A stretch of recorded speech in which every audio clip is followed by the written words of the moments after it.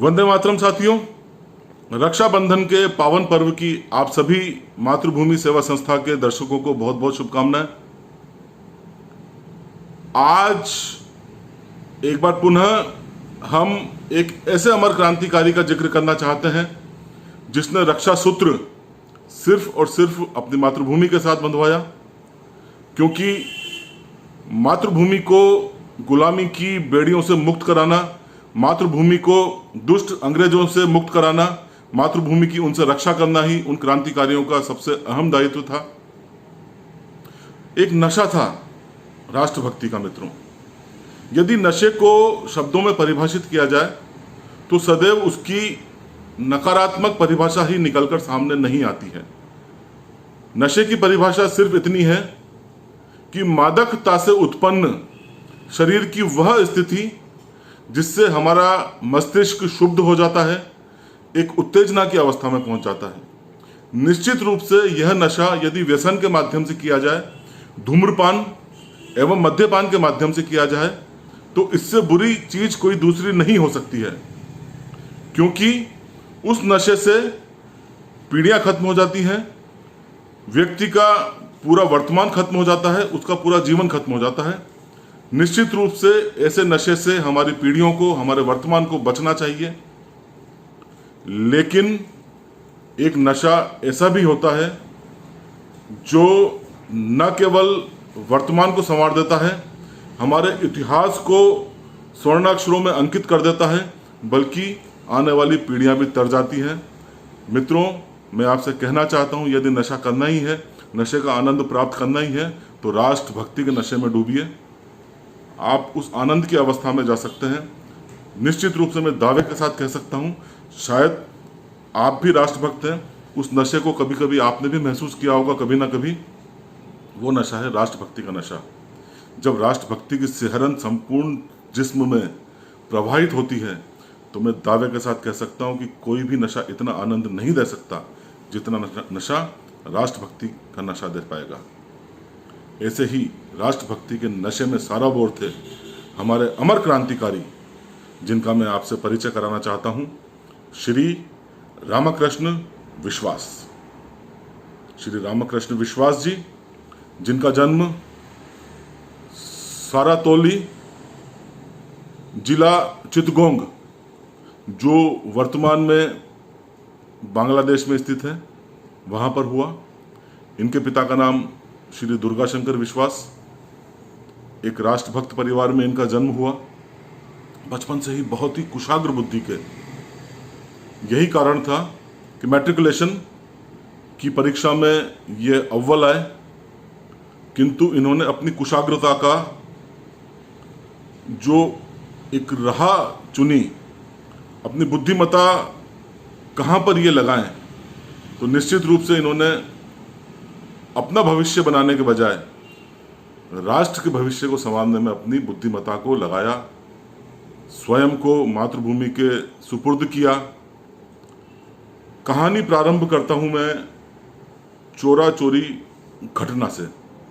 4 फरवरी सन 1922 एक ऐसा सक्रिय सफल आंदोलन जो निश्चित रूप से अंग्रेजों की जड़ें हिलाने में कामयाब हो रहा था, अचानक ये घटना होती है एवं महात्मा गांधी इस आंदोलन को वापस ले लेते हैं। यह एक ऐसी घटना थी आने वाले दिनों में जो एक क्रांति के ज्वालामुखी को जन्म देने वाली थी, क्योंकि महात्मा गांधी का चोरा चोरी आंदोलन वापस लेना हमारे असंख्य क्रांतिकारियों को बिल्कुल भी बर्दाश्त नहीं हुआ। वह इस बात को स्वीकार ही नहीं कर पाए। जब हम अंग्रेजों को घुटनों के बल बैठाने में कामयाब हो ही गए थे, सफलता इतना नजदीक थी, क्या चोरा चोरी जैसी हिंसा की एक छोटी सी घटना इतनी बड़ी घटना थी कि इतनी बड़ी सफलता को हम दांव पे लगा दें। यही कारण था कि हमारे कई क्रांतिकारी इस घटना से शुद्ध हुए। इस घटना के परिणाम स्वरूप ही रामप्रसाद बिस्मिल हो, अशफाक उल्लाह खान हो, भगत सिंह हो, सुखदेव हो, राजगुरु हो, या सुदूर पूर्व में मास्टर सूर्यसेन की पूरी टीम हो, चोरा चोरी की घटना ने ही इन तमाम क्रांतिकारियों को सशस्त्र क्रांति के लिए प्रेरित किया।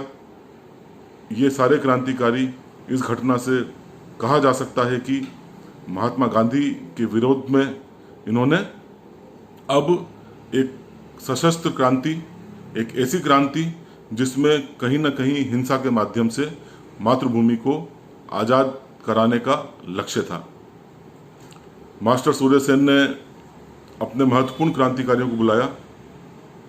बहुत ज़्यादा उदास थे ये सारे क्रांतिकारी कि महात्मा गांधी ने यह निर्णय क्यों लिया। अपने महत्वपूर्ण साथियों को मास्टर सूर्य सेन ने बुलाया एक रणनीति तय करने के लिए कि आगे अब इस रिक्त स्थान को किस प्रकार भरा जाए। तमाम साथियों ने अपने अपने विचार रखे। इन्हीं साथियों में एक नवयुवक खड़ा हुआ जिसने पूरी बुलंदी के साथ, पूरे आत्मविश्वास के साथ अपना भाषण दिया एवं चोरा चोरी कांड के फलस्वरूप जो असहयोग आंदोलन को वापस लिया गया था उसका पूरी दृढ़ता के साथ विरोध किया एवं अपने साथियों को कहा कि निश्चित रूप से अब सशस्त्र क्रांति के माध्यम से ही आगे की दिशा एवं दशा तय की जाएगी। जब वो लोग जलियांवाला बाग जैसी घटना से प्रभावित नहीं हो पाए, दुष्ट अंग्रेज जब जलियांवाला जैसी भीषण नरसंहार से नहीं पिघले, तो हम क्यों चोरा चोरी जैसी एक छोटी सी हिंसा की घटना से पिघलें? क्यों हम किसी भी प्रकार की सहानुभूति इस ब्रिटिश सरकार के प्रति रखें? यह एक ऐसा क्रांतिकारी वक्तव्य था उस दौर में रामकृष्ण जी के मुख से निकला हुआ, जिसे तमाम साथियों ने बहुत ही सहर्ष करतल ध्वनि के साथ स्वीकार किया एवं वहीं यह निर्णय लिया गया कि अब क्रांति की बड़ी घटनाओं को अंजाम देना है। आगे चलकर यदि मैं कहूं आपसे कि चटगांव सशस्त्र छापा इसी का ही एक दूरगामी परिणाम था तो कोई अतिशयोक्ति नहीं होगी। तुरंत निर्णय लिया गया कि चटगांव में एक बम बनाने की फैक्ट्री डाली जाएगी एवं रामकृष्ण विश्वास जी को एक महत्वपूर्ण भूमिका दी, एक प्रतिनिधि भूमिका दी इस बम बनाने की फैक्ट्री में। अंततः चटगांव में बम बनाने की फैक्ट्री को स्थापना की गई। भारी मात्रा में हथियार बनाने का कार्य प्रारंभ हुआ। रामकृष्ण विश्वास अपने साथियों के साथ बहुत ही मनोयोग से इस कार्य में लग गए।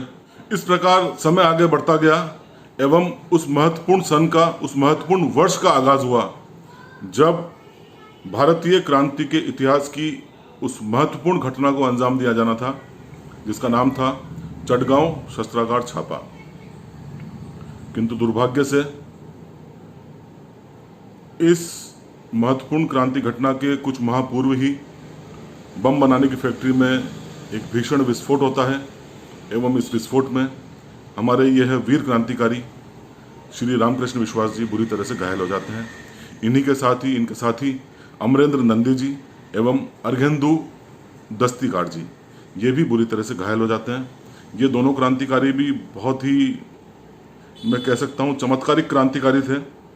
आने वाले दिनों में जलालाबाद पहाड़ियों में जो मुठभेड़ हुई थी उसमें ये वीरगति को प्राप्त हुए थे। बुरी तरह से घायल ये क्रांतिकारी कुछ ही माह बाद पुनः पूर्ण उत्साह एवं सक्रियता के साथ जलालाबाद की पहाड़ियों में अंग्रेजों के साथ मुठभेड़ में, खैर इनकी चर्चा इनके वीडियो में कभी की जाएगी। इस बम में हमारे यह वीर क्रांतिकारी श्री रामकृष्ण विश्वास जी बुरी तरह से घायल हो गए एवं यही कारण था कि 18 अप्रैल सन 1930 की इस महत्वपूर्ण घटना चटगांव शस्त्रागार छापे में ये भाग नहीं ले पाए।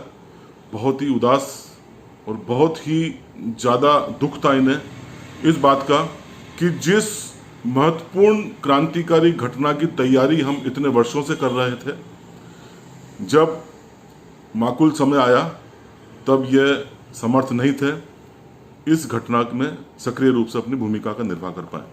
अंदर बहुत बड़ी पीड़ा थी और इच्छा थी कि किस तरह से इस घटना में भाग नहीं ले पाने की क्षतिपूर्ति की जाए। नियति ने, भाग्य ने इन्हें अवसर दिया। एक सूचना प्राप्त हुई क्रांतिकारी जासूसों के माध्यम से, ये क्रांतिकारियों को भी इनका अपना खुद का एक बहुत ही खुफिया तंत्र हुआ करता था, उसके माध्यम से इन्हें जानकारी प्राप्त हुई कि दुष्ट इंस्पेक्टर जनरल क्रेग, जो कि कुख्यात था हमारे क्रांतिकारियों को अमानवीय यातनाएं देने के लिए, क्योंकि अब शस्त्रागार ये क्रांतिकारी घटना को भी अंजाम दिया जा चुका था, अंग्रेज वैसे ही बौखलाए हुए थे, हमारे कई क्रांतिकारियों को एनकाउंटर में इन्होंने खत्म कर दिया था, कई क्रांतिकारियों को पकड़कर गिरफ्तार कर दिया गया, इन्हें अमानवीय यातनाएं दी जा रही थी। तो जो बचे हुए क्रांतिकारी थे वो बहुत ज़्यादा क्रोधित थे, उनके मन में प्रतिशोध की एक ऐसी ज्वाला थी, वो प्रतिशोध में इतने ज़्यादा उनको भावना इनके अंदर ज्वलंत रूप से उमड़ रही थी कि कोई न कोई बड़ी क्रांतिकारी घटना को अंजाम देने की फिराक में ये क्रांतिकारी भी थे। सौभाग्य से इन्हें यह अवसर प्राप्त हुआ, इन्हें पता पड़ा अपने सूत्रों से कि इंस्पेक्टर जनरल क्रेग चटगांव की यात्रा पर आने वाला है, और यही योजना बनाई गई कि इस क्रेग को यहीं पर काम तमाम कर दिया जाएगा, और यही हुआ। लेकिन दुर्भाग्य से यह योजना सफल नहीं हो पाई। 1 दिसंबर क्षमा कीजिएगा, सन 1930 का दिन था जब क्रेग को चटगांव आना था। योजना इस प्रकार बनाई गई कि जब भी इनका अनुभव था क्रांतिकारियों का कि बड़े स्तर का कोई अधिकारी आता है मिशन पर, किसी भी कार्य पर, तो बहुत ज़्यादा सुरक्षा के इंतजाम होते हैं, लेकिन जब वापसी होती है तो थोड़ी सी शिथिलता आ जाती है इनकी सुरक्षा चक्र में। तो यह निर्णय लिया गया कि जब क्रेग वापसी करेगा तब इस घटना को अंजाम दिया जाएगा। तो 1 दिसंबर को मध्य रात्रि के बाद 2 बजे ट्रेन लक्जम स्टेशन पर आती है। अब यहाँ पर आप थोड़ा सा घटनाक्रम समझिए। यहीं से इंस्पेक्टर जनरल क्रेग प्रथम श्रेणी की बोगी में अपने सुरक्षा चक्र के साथ सवार होते हैं। बगल के ही तृतीय श्रेणी में हमारे ये दोनों क्रांतिकारी रामकृष्ण विश्वास जी एवं कालीपत चक्रवर्ती जी, ये दोनों ट्रेन में सवार होते हैं। साथ ही आने वाले स्टेशन जो था, उस स्टेशन का नाम था चांदपुर स्टेशन। चांदपुर स्टेशन में इंस्पेक्टर जनरल क्रेग को एस्कॉर्ट करने के लिए, उनके स्वागत करने के लिए यहीं से 2 इंस्पेक्टर सवार होते हैं, जिनमें से एक का नाम होता है तारिणी मुखर्जी एवं इनके एक और अन्य साथी। ट्रेन चल पड़ती है। रात्रि के 2 बजे का समय है।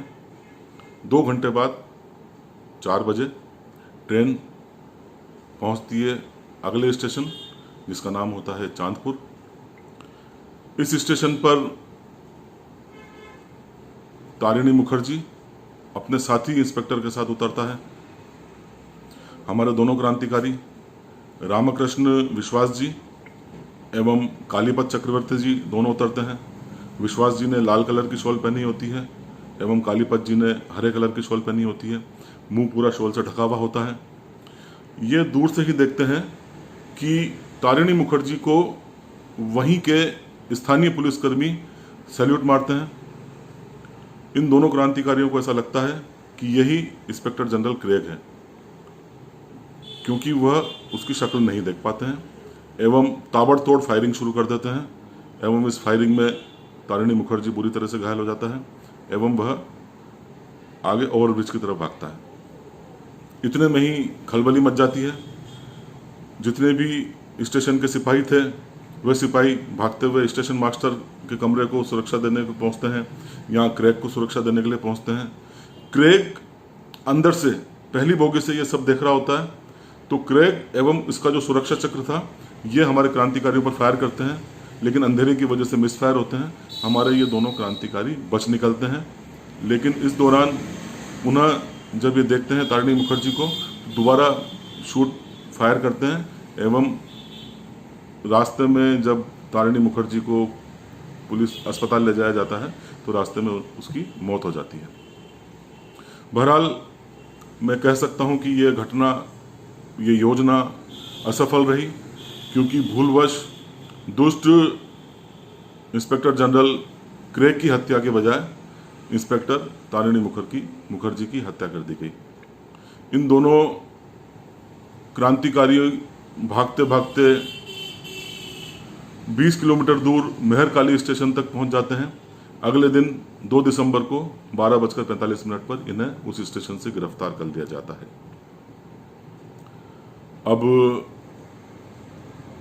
वही निर्णय एक बार पुनः मुकदमा चलता है हमारे इन दोनों क्रांतिकारियों के ऊपर भी, एवं इस मुकदमे में कालीपत चक्रवर्ती जी को आजीवन कारावास के रूप में अंडमान निकोबार काला पानी भेज दिया जाता है जनवरी सन 1931 में ही। मुकदमा आगे चलता है एवं हमारे इस अमर क्रांतिकारी रामकृष्ण विश्वास जी को फांसी की सजा सुनाई जाती है एवं 4 अगस्त सन 1931 को हमारा यह वीर क्रांतिकारी फांसी के फंदे पर अपनी मातृभूमि के लिए झूमकर, उस फंदे को चूमकर हमेशा हमेशा के लिए अमरत्व को प्राप्त कर लेता है। अपनी मातृभूमि के लिए, अपनी मिट्टी के लिए अपने प्राण न्योछावर कर देता है एवं इतिहास की इबारतों में अपना नाम हमेशा हमेशा के लिए अंकित कर जाता है। क्रांति की एक ऐसे ही सिपाही को, एक ऐसे ही प्रचंड चट्टान को मातृभूमि सेवा संस्था एवं आपका यह मित्र प्रशांत टेलियानी कोटि कोटि नमन करता है, वंदन करता है, अभिनंदन करता है। मित्रों, जैसा कि मैं आपको अपने हर वीडियो में याद दिला रहा हूं, जतिन-दा 13 जुलाई को उन्होंने भूख हड़ताल प्रारंभ की थी। भूख हड़ताल एक एक दिन आगे बढ़ते हुए आज अपने 23वें दिन पर है। 13 जुलाई सन 1929 को जो भूख हड़ताल प्रारंभ की गई थी, 23 दिन हमारा अमर क्रांतिकारी आज 4 अगस्त तक पहुंच चुका है। अन्न का एक भी दाना नहीं, अमानवीय यातनाएं, काल कोठरी। आप सिर्फ राष्ट्रभक्ति की जज्बातों को अपने मस्तिष्क पटल पर लाइए एवं उस दर्द को महसूस करिए। इन्हीं अनुभवों के साथ मैं आपसे यहीं विदा लेता हूं।